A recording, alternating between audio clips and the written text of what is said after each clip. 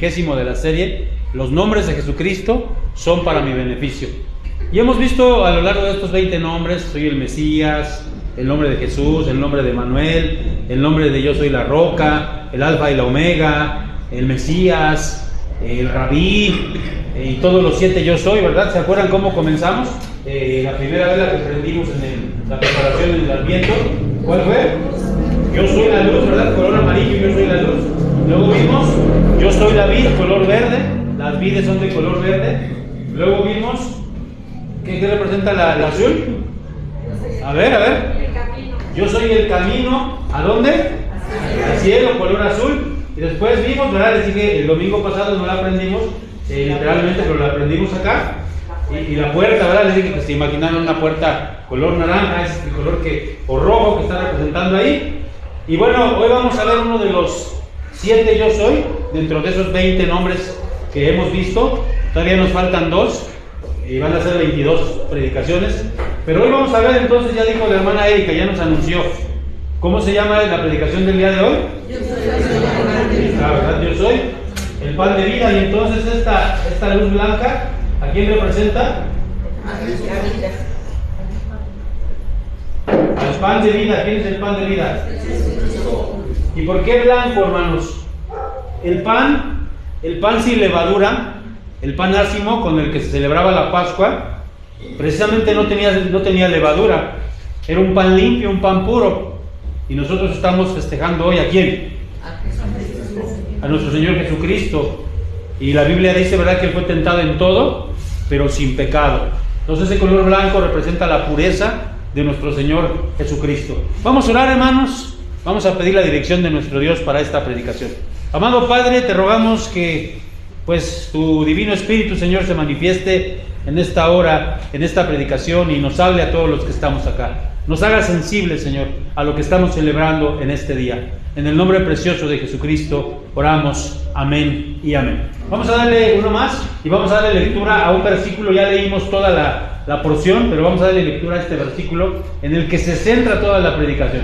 ¿Cómo dice aquí Juan 6:35? Jesús les dijo: yo soy el pan de vida, el que a mí viene nunca tendrá hambre, y el que en mí cree no tendrá sed jamás.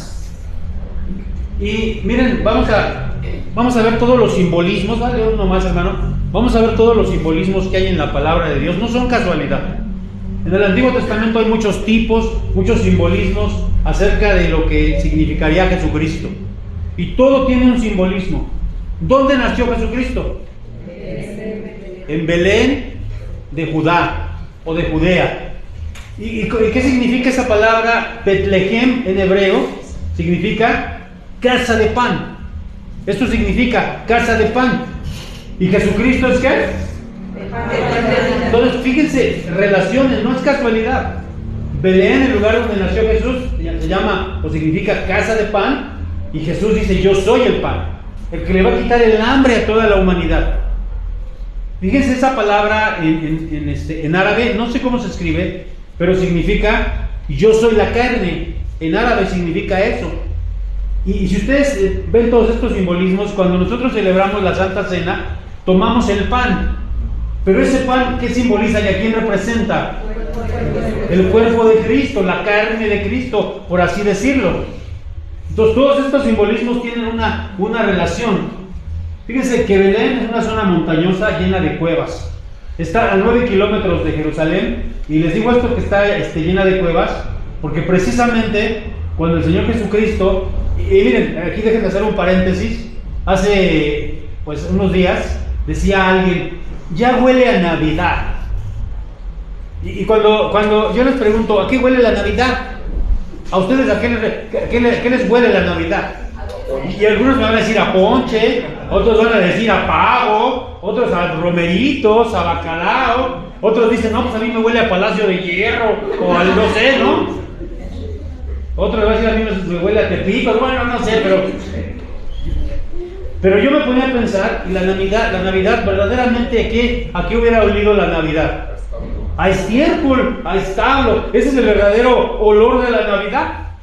Y bueno, viene esto porque las cuevas que estaban allí en Belén, porque era una zona montañosa a 9 kilómetros de Jerusalén, en una de esas cuevas fue donde nació Jesucristo.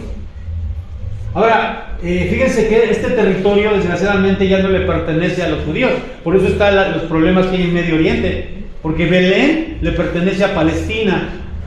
Solamente hay un 10% de una población católica que hay una basílica, ahí la Basílica de Belén, pero en realidad ese territorio le pertenece a Palestina, ya no le pertenece a los judíos.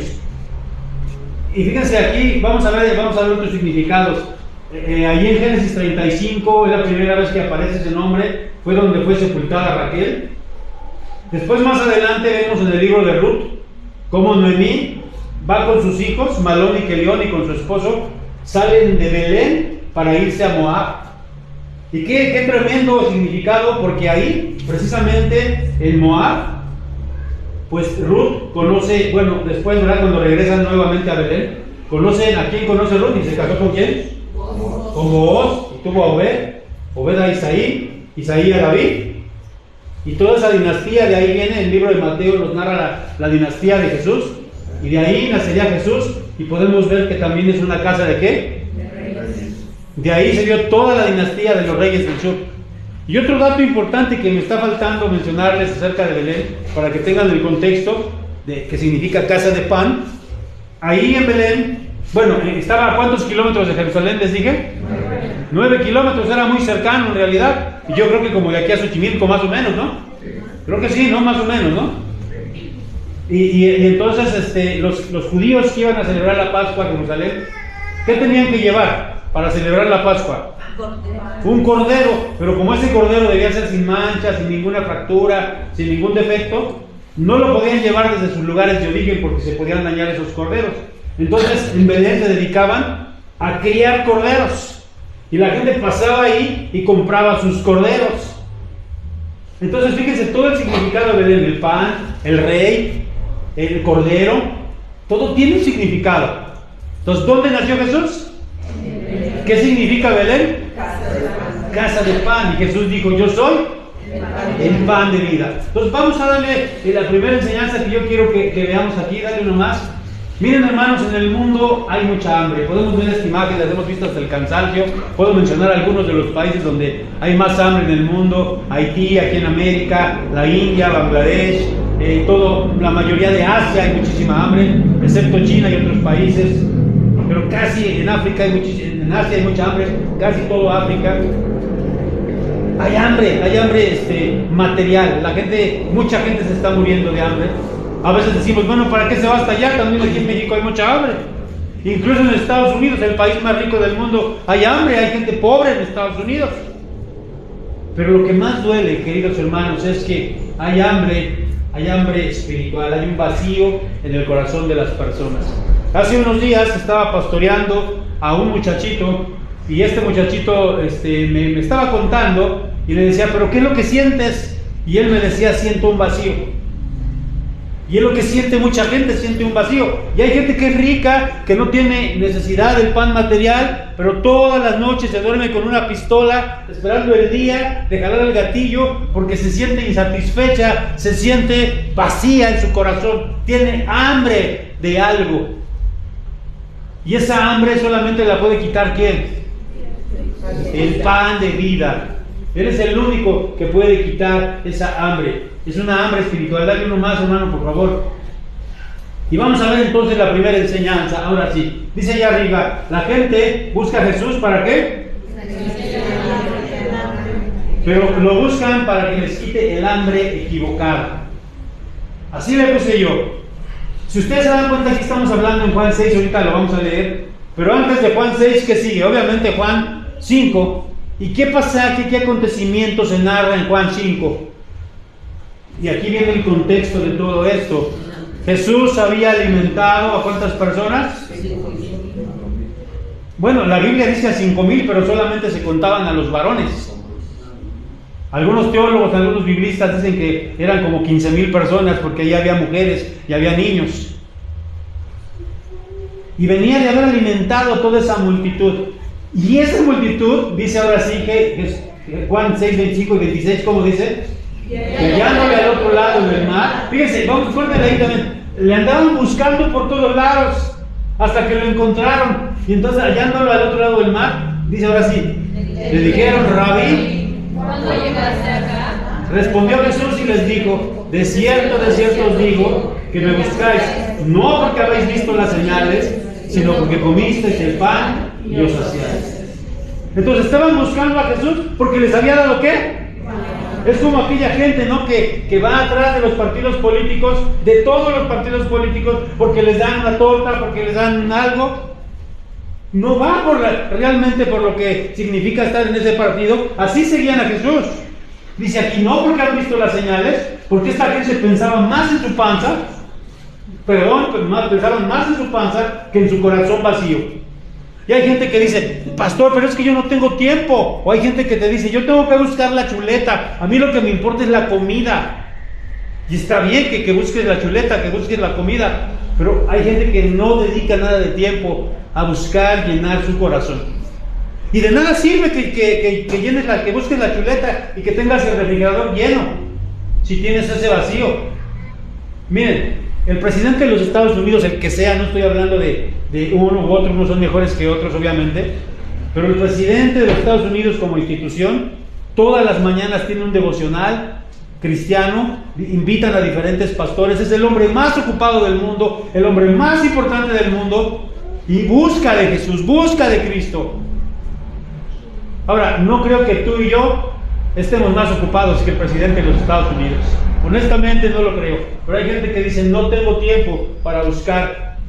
Y por eso toda su vida están vacíos. No les satisface nada, no les llena nada. Y cada vez buscan más y más. Yo he hablado mucho de esto. Cada vez más drogas más fuertes. Cada vez sexo más fuerte. Cada vez más y más y más. Porque tienen un vacío en su corazón. Vamos a darle uno más acá. Y vamos a ver esta realidad. Ayúdenme a leer cómo dice este versículo, por favor. Hechos 17:21. Aquí está. Y los extranjeros residentes allí en ninguna otra cosa se interesaban, sino en decir, en oír algo nuevo. Aquí estamos hablando del pasaje donde Pablo llega a Atenas, al Areópago, y acuérdense, ahí está esta imagen, porque dice ahí, obviamente no podemos leer todo el pasaje porque no tenemos tiempo, pero dice que había un altar al Dios ¿qué? Al Dios no conocido. Eran tan idólatras, tenían tantas filosofías, tantos dioses, que incluso habían dejado un altar por si había un Dios que se les había escapado. ¿Cuántas vírgenes, cuántos santos? Y cada vez van saliendo más, van canonizando más, porque los que hay no les son suficientes. Y aquí dice, allí la gente, los filósofos, la gente que estaba en las cenas, no hacían otra cosa, no se interesaban en otra cosa, sino en decir y en oír ¿qué? Porque al buscar algo nuevo, ¿qué quiere decir eso?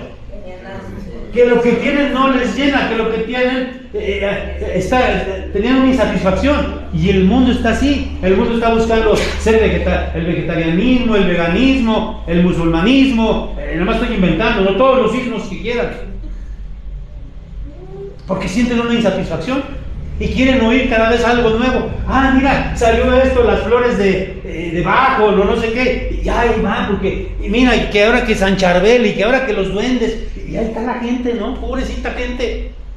Porque tiene una insatisfacción, ¿dónde? Quiero darle uno más acá.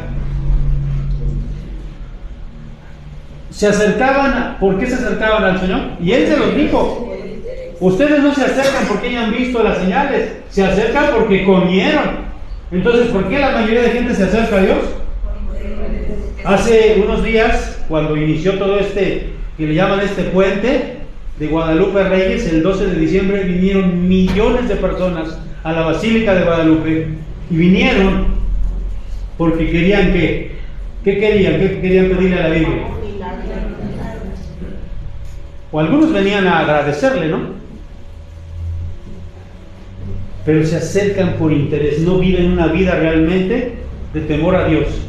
Solamente se acercan buscando su milagro, se acercan buscando por interés, entre comillas, a Dios.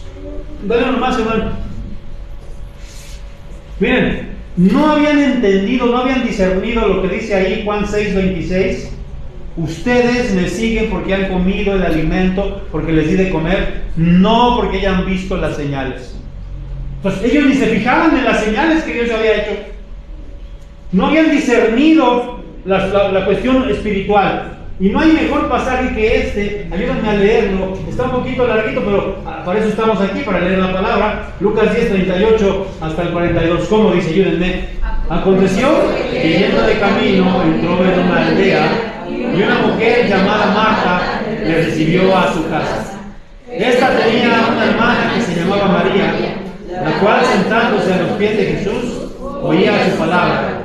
Pero Marta se preocupaba con muchos quehaceres y acercándose dijo: Señor, ¿no te da cuidado que mi hermana me deje servir sola?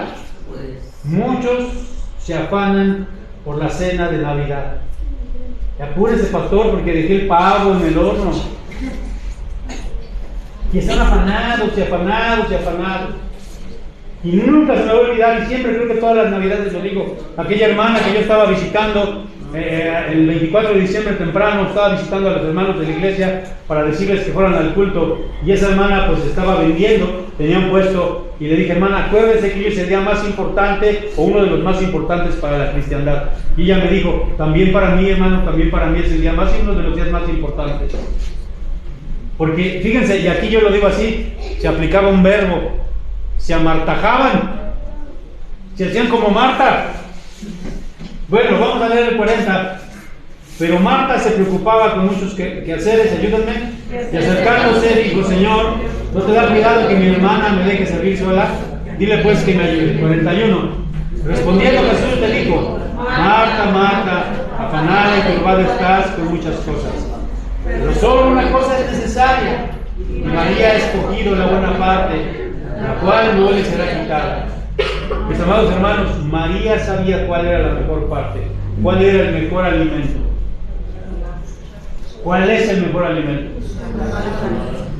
Muchos hoy van a cenar, y muchas familias en muchas partes del mundo, incluso en Japón, en países que ni siquiera conocen a Cristo, pero como es la moda, como es chic, ya hasta celebran la Navidad. Aunque no sean cristianos, celebran la Navidad porque es algo bonito, es algo chic. Y hacen su cena y todo, pero después de la cena, muchos borrachos se pelean, se pegan, hay divisiones en las familias, queda nuevamente ese vacío donde. Bueno, vamos a ver la segunda enseñanza, hermanos, que yo quiero que veamos en esta noche. Jesús es el pan que no perece. Si alcanzan a ver ustedes esta imagen, ¿qué ven ustedes ahí? Un pan que como enmohecido, ¿verdad? Porque si tú dejas un pan ahí varios días, ¿qué le pasa a ese pan? Y miren lo que dijo el Señor Jesucristo en Juan 6:27: trabajar no por la comida que perece, sino por la comida que a vida eterna permanece, la cual el Hijo del Hombre os dará, porque esta señaló Dios el Padre. Fíjense, él había alimentado a 5,000, como ya vimos, ¿verdad? Y lo siguieron porque querían seguir comiendo. Fíjense, hermanos, el pan material se pudre, se enmohece. Además, el ser humano tiene necesidad de todos los días comer 3 veces al día por lo menos.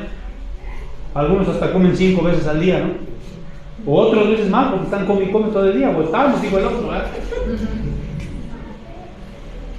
¿Y qué pasa con ese pan? A veces yo digo, a lo mejor va a sonar muy vulgar lo que voy a decir, pero eso es la verdad. Pasamos horas preparando la cena, horas, a veces días.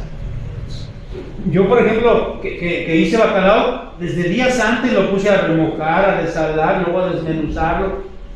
Y yo pienso, ese pan material, ¿a dónde va? La Biblia lo dice muy claro, va a la letrina. Ese pan material así es. Miren lo que dice 1 Corintios 5:7. De la vieja levadura, para que seáis nueva masa, sin levadura, como sois, porque nuestra Pascua, que es Cristo, ya fue sacrificada por nosotros. A ver, el pan de la Pascua, lo dije hace rato, ese pan era un pan ¿qué? Ácimo, sin levadura. Eso significaba que, bueno, el pan ácimo sin levadura dura más que el pan con levadura. Y en Cristo significaba un pan puro, un pan limpio. Y eso es lo que significa, como dice ahí, el que coma de este pan, ¿verdad? Hay que trabajar por este pan. Vamos a darle uno más y vamos a ver aquí una verdad bien importante. Dale uno más, por favor, hermano.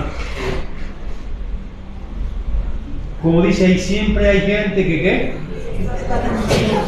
Miren, ayúdenme a leer lo que dice aquí, 2 Timoteo 3:5. Que tendrán apariencia de piedad, pero negarán la eficacia de ella. A estos evita, porque de estos son los que se meten en las casas y llevan cautivas a las mujercillas cargadas de pecados, arrastradas por diversas concupiscencias.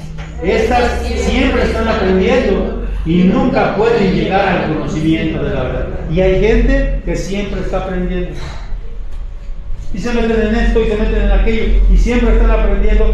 Aquí ahorita no es el tiempo para que veamos y analicemos quiénes eran esas mujercillas, pero lo que pasa aquí es que esas mujercillas que hacían siempre estaban conociendo y estaban en una religión y luego en otra religión y en una filosofía y en otra filosofía y van a estar buscando siempre, porque nada de eso que hacen, nada de eso que no llena. Por eso el Señor Jesucristo dijo: yo soy el pan de vida, el que come de ese pan no volverá a tener ¿qué?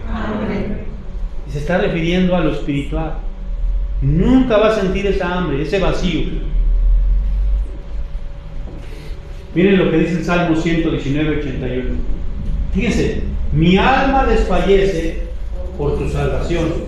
En tu palabra, el salmista tenía hambre de ¿qué? La palabra de Dios. Pues esta imagen, hermanos, esta es la portada de una Biblia, que es la famosísima Biblia del oso, la de 1569, que Casiodoro de Reina la tradujo allá en Ginebra a los auspicios de Juan Calvino, y decidieron ponerle esta imagen. Por cierto, esa Biblia yo la busqué en el Mercado Libre y sí la venden, vale como 2,000 pesos, pero son las nuevas impresiones.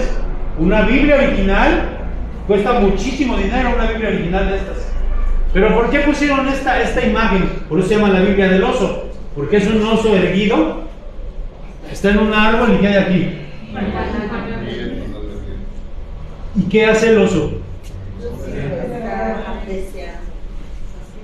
Ojalá nosotros así deseásemos la palabra de Dios. Ese es el pan que quita la sed, que quita el hambre. Ojalá nosotros sintiéramos esa dulzura. Pero cuánta gente, ya un cristiano, que dicen: qué aburridísimo leer la Biblia, pastor. Ese es un buen remedio para dormir, pastor. Aquel que tenga insomnio empieza a leer el libro de Números y va a ver que se queda redormido. Vamos a darle uno más. Y fíjense, aquí nos dice algo bien interesante el Señor en Juan 6:27. Trabajar no, sino por la comida, ¿qué? Y no está diciendo que seamos flojos y que todo el día estemos en la iglesia y que solo busquemos las cosas y estemos todo el día ahí meditando. No está diciendo eso. Lo que está diciendo aquí es como: si trabajan por la comida material, trabajen también por la comida espiritual. Hay gente, ¿no es cierto, hermanos?, que si en su trabajo le dicen: oye, ¿te quieres quedar horas extra? Trabajan horas extras y están buscando siempre, como digo, la comida material. Está bien, hermanos, pero aquí dice: trabajen también por la comida que no perece, la que permanece. Y a veces hay gente que no está trabajando en esa parte y se apartan de este pan. Vamos a darle uno más y vamos a ver la tercera enseñanza y última. Aquel que cree, acepta y vive en conformidad con estas enseñanzas hallará, ¿qué cosa dice ahí? Fíjense, Juan 6:30 al 34, al 35 dice ahí, ayúdenme a leer. Vamos a leer juntos esta lectura. ¿Qué señal pues haces tú para que veamos y te creamos? Fíjense cómo le preguntan esto: ¿qué señal haces tú? ¿Qué señal acababan de ver? La alimentación de los 15,000. Dice: ¿qué obra haces? Nuestros padres comieron el maná en el desierto, como está escrito: pan del cielo les dio a comer. Y Jesús les dijo: de cierto os digo, no os dio Moisés el pan del cielo, mas mi Padre os da el verdadero pan del cielo. Porque el pan de Dios es aquel que descendió del cielo y da vida al mundo. Le dijeron: Señor, danos siempre de este pan. Jesús les dijo: Yo soy el pan de vida. El que a mí viene nunca tendrá hambre, y el que cree no tendrá. Dice, el que a mí viene. El que a mí viene. El que viene a Jesús nunca va a tener hambre. El que no viene a Jesús siempre va a tener hambre.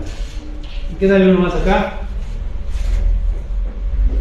Fíjense, aún aquellos que en el Antiguo Testamento, y ahí está esa imagen, comieron del maná. Imagínense qué impresionante, que estaban en el desierto, no había que comer, y Dios mandó del cielo el maná. Y la Biblia dice que eran como unos pequeños hojuelas, como si fuera un cereal, y de eso comían ellos, comían el maná. ¿Eso había descendido de dónde? Pero aún aquellos que comían el maná morían.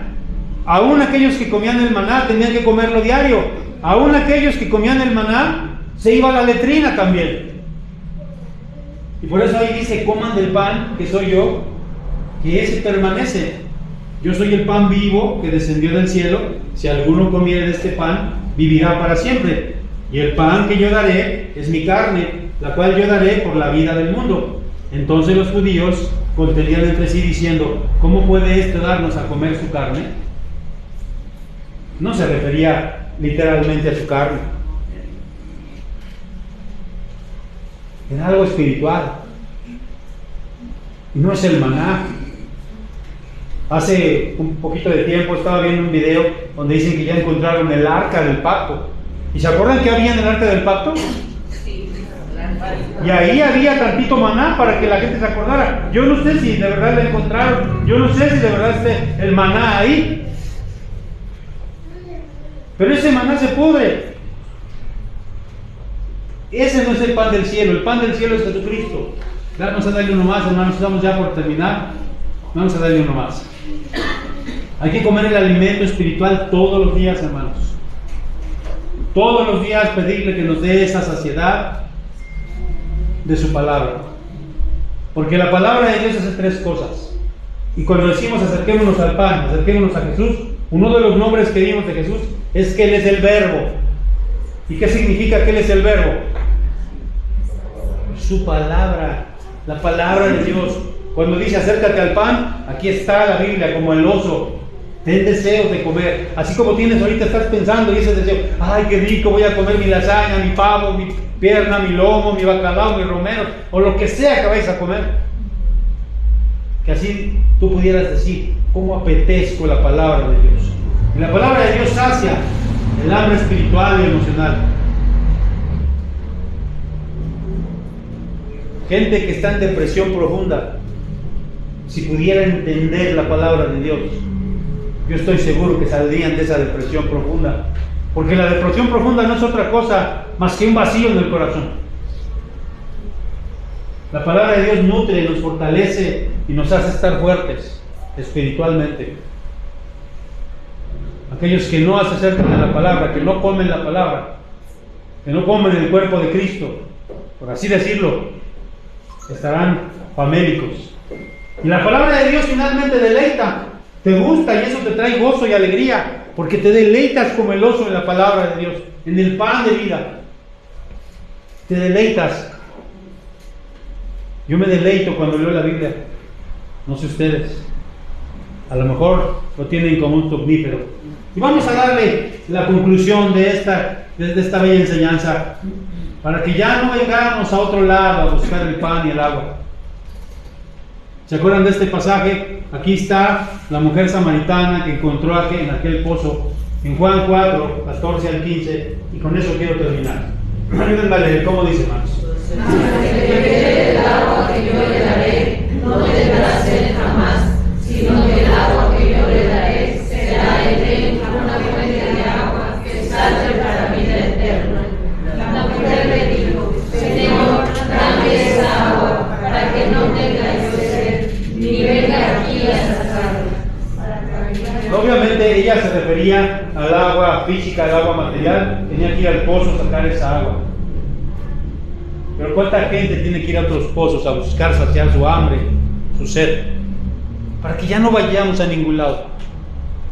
Para que ya no vayamos a ningún lado a buscar quien satisfaga esa hambre, ese vacío que hay en el corazón. Así como me dijo ese chico, es que tengo un vacío.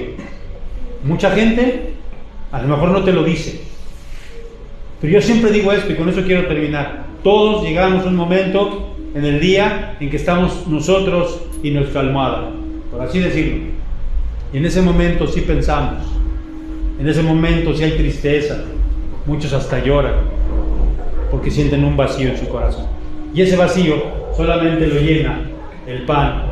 Jesucristo dijo: yo soy el pan de vida, el que de ese pan comiese nunca volverá a tener hambre, como esta mujer. El Señor Jesucristo le dijo: el que beba de esta agua nunca más volverá a tener sed. Amén. Amén. Que Dios bendiga su palabra, hermanos, y en esta noche que van a comer el pan material, acuérdense del pan espiritual.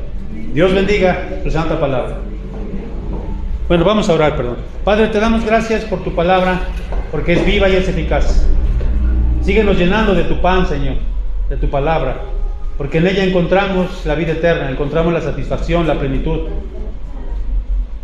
Tu palabra nos llena. Gracias, Señor, en el nombre de Cristo.